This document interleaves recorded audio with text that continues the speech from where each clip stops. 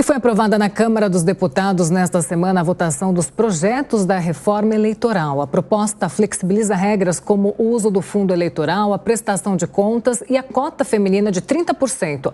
Para que as normas tenham validade nas eleições de 2024, os textos ainda precisam ser aprovados no Senado e sancionados pelo presidente Luiz Inácio Lula da Silva até o dia 6 de outubro. Sobre as mudanças nas eleições de 2024, vamos conversar agora com o mestre em Direito e servidor da Justiça Eleitoral, Bruno César de Souza. Muito bom dia ao senhor, Bruno. Muito obrigada pela participação aqui no Jornal da Manhã hoje. Bom dia, Paula. Bom dia, Marcelo. Bom dia, ouvinte. Bom, vamos lá. Tem tantas reformas agora para a gente falar aqui nesse ano de 2023, né? Reforma administrativa, reforma da Previdência, reforma tributária. E aí temos agora essa mini reforma eleitoral. Queria que o senhor explicasse um pouco para a gente o que muda na política brasileira com ela.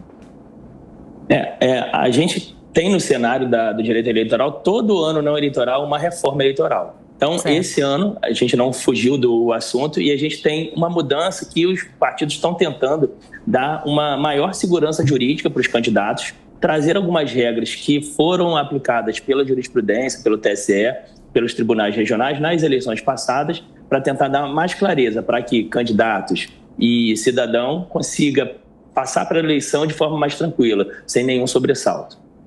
Agora, Bruno, essa questão das cotas femininas, né? Hoje é uma grande insistência que, se não houver uma imposição, aí a maior participação feminina ela fica restrita mesmo. A gente sabe que houve irregularidades aí no passado, aquela candidatura que era só para cumprir tabela, evidentemente, mas como que você observa esse recuo em relação a essa cota? O que acontece, que a gente tem percebido, é uma resposta do Poder Legislativo a essa jurisprudência nova que o Tribunal Superior Eleitoral vem trazendo de derrubar a chapa toda quando for tratada fraude, né? Então, como você falou, uma candidatura fictícia de mulher só para cumprir tabela e antigamente você só punia essa pessoa, aquela pessoa que deu causa à fraude. Hoje em dia, a jurisprudência desde a última eleição tem feito com que todo mundo que foi eleito, tendo dado causa ou não a essa fraude, tenha perdido o mandato. E aí, por conta disso, a gente entende que, por vezes, o Poder Legislativo vem dar uma resposta para tentar diminuir um pouco, inclusive restringir o que seria considerado essa fraude à cota de gênero, para que você não puna toda a chapa. Isso é um pouco de reação aos recentes julgados do Tribunal Superior Eleitoral. Zé Maria está com a gente também. Zé Maria também faz uma pergunta, participa da entrevista. Salve, doutor Bruno. Essa ideia de atualizar a legislação a cada pleito, ela é natural no Congresso, sempre tem, né? Isso aí é para evitar que a Justiça Eleitoral legisle, ou seja, faça a regulamentação nos chamados vácuos. E o Congresso nunca consegue, porque no final a Justiça Eleitoral acaba definindo novas regras. Mas a pergunta é o seguinte, agora eles exageraram, né? Estão fazendo um pacote para beneficiar quem está no poder. Não é exatamente assim esse projeto?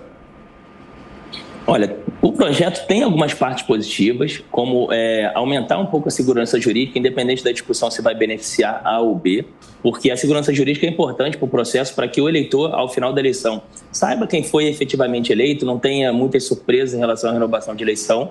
Mas, como você disse, Zé Maria, bom dia, né, pela pergunta, a gente tem algumas reações do Poder Legislativo que tentam diminuir essa questão da mudança. Então, em relação à diminuição de gastos, de restrição de propaganda, a gente tem sempre alguma medida que a tendência é que você permaneça um poder legislativo com poucas mudanças. Então, as reformas eleitorais, ao longo dos anos, como você falou, é normal ter essa reforma, porque a legislação, a tecnologia evolui, então você precisa fazer ajuste da legislação. Mas a tendência que a gente vem acompanhando ao longo dos anos é que você tenha uma restrição do discurso político, do debate, e essa restrição acaba que mantém sempre aqueles que já têm detentor de mandato ou aqueles que já são mais conhecidos pela população. É difícil novas lideranças surgirem nesses cenários restritivos da legislação eleitoral. Agora, doutor Bruno, eu trouxe alguns pontos dessa reforma, desse projeto. Eu queria que o senhor analisasse alguns deles e o senhor falasse qual mais chama a sua atenção, qual é mais importante na sua avaliação. Então, tem a formação de federações partidárias, fez uma colinha aqui pra gente, financiamento de campanha, inegibilidade, cota feminina, que a gente falou agora, que o Marcelo Matos comentou, sobre os 30%, registro de candidaturas, regras do sistema eleitoral e a propaganda eleitoral. Algum mais polêmico na sua avaliação que te chama mais atenção? Atualmente, o que está gerando mais polêmica no debate, seja entre Ministério Público, juízes, servidores e pesquisadores de direito, é a questão das inelegibilidades, né? Que a gente está mexendo na lei da ficha limpa, que é um marco da conquista popular numa tentativa de moralização da política, independente de você concordar ou não, mas é que tem gerado mais polêmica, que alguns prazos estão sendo mudados. O discurso do Congresso é sempre no sentido de trazer uma estabilidade para o sistema. Então, a gente tinha uma inelegibilidade, por exemplo, que contava o prazo do mandato e mais 8 anos. Então, por caso de senador, por exemplo, quando a pessoa perdia o mandato parlamentar, ele ficava, imaginemos que ele perca esse mandato no segundo ano de mandato, ele teria ainda mais 6 anos do mandato atual e mais os 8. Então, seria uma inelegibilidade de 14, 15 anos. Há políticos que defendem que isso é uma pena política quase que perpétua, né? Porque a pessoa seria afastada do jogo político há muito tempo.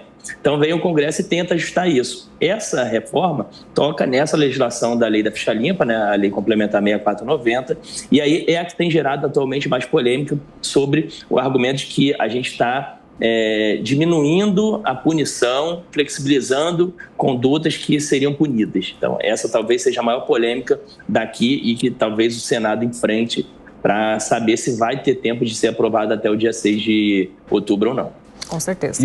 E outra questão polêmica, né, Bruno, é a questão da anistia lá, que uniu direita, esquerda, centro, né? Irregularidades que foram apontadas e agora mais uma anistia, isso sempre acontece. E normalmente o seguinte também, os vereadores, né, as eleições, essas regras são válidas para as eleições municipais. Então os vereadores, eles pensam o seguinte, sempre é feito um teste nas eleições municipais. O poder está justamente com o Congresso, né? Ele muda essas regras. Há, na prática, a visualização dessas regras aí nas eleições municipais. Aquilo que eles acham que deu certo vão permanecer para as próximas eleições justamente para o Congresso. E aquilo que não deu certo, eles tiram. E os vereadores é que vão para prefeitos, né? Quer dizer, essas restrições passam a valer nas eleições municipais. A gente tem essa questão de um laboratório nas eleições municipais, né? Porque o âmbito de problema, se desse, é só um município, embora essa visão seja equivocada, porque a gente tem grandes municípios no Brasil, que isso pode gerar uma convulsão social desnecessária, mas realmente a gente tem essa questão de fazer alguns testes para que, uma vez a solução ser implementada, ela possa perdurar durante mais tempo. Sobre a anistia, realmente, Marcelo, concordo com você, é um problema muito sério, porque, primeiro, a gente tem a questão pedagógica, né, de você mostrar para a sociedade que mesmo você cometendo alguma falha, mesmo você cometendo uma irregularidade, você não é punido. E como isso vem diretamente impactar na questão de gênero, a gente traz um discurso de que, olha, a gente não está preocupado com a ampliação da participação feminina na política, porque uma vez a gente tendo estabelecido regras, essas regras não tendo sido cumpridas, e a gente ignora a punição e dá uma anistia, passa uma mensagem ruim para a sociedade em relação ao Congresso Nacional. Zé Maria. Pois é, o advogado vive num paraíso aqui, né? E já foi instituído, doutor Bruno, o terceiro turno das eleições, que é exatamente essa luta jurídica. O Marcelo Matos acertou na mosca quando falou do laboratório, do teste nas eleições municipais. Eu me lembro que na votação da lei passada, acabou-se com a coligação proporcional. E aí, quando viram as eleições difíceis dos municípios, um grupo de deputados tentou voltar às coligações, aí já não conseguiu, mas houve uma tentativa. E agora me chamou a atenção, eu acompanhei esse processo, né, o grupo de trabalho foi conversar com ministros do Tribunal Superior Eleitoral e o ministro Alexandre, olha, não mexam nas coligações proporcionais, do jeito que está bom.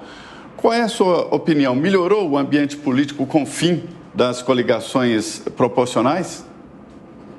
Olha, eu entendo que a gente ainda está muito recente essa mudança, a gente ainda não conseguiu pegar resultados efetivos sobre essa mudança. Mas a verdade é que a coligação para a eleição proporcional dificultava muito a compreensão do eleitor sobre quem ele elegeu.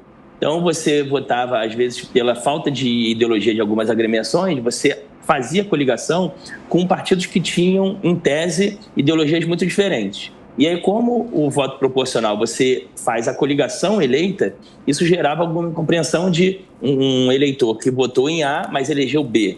Isso gerava alguns problemas. Talvez a gente possa evoluir para que daqui a alguns anos a coligação volte, mas em outros termos. Talvez a gente precise de mais um tempo para verificar se essa proibição de coligações realmente está surtindo.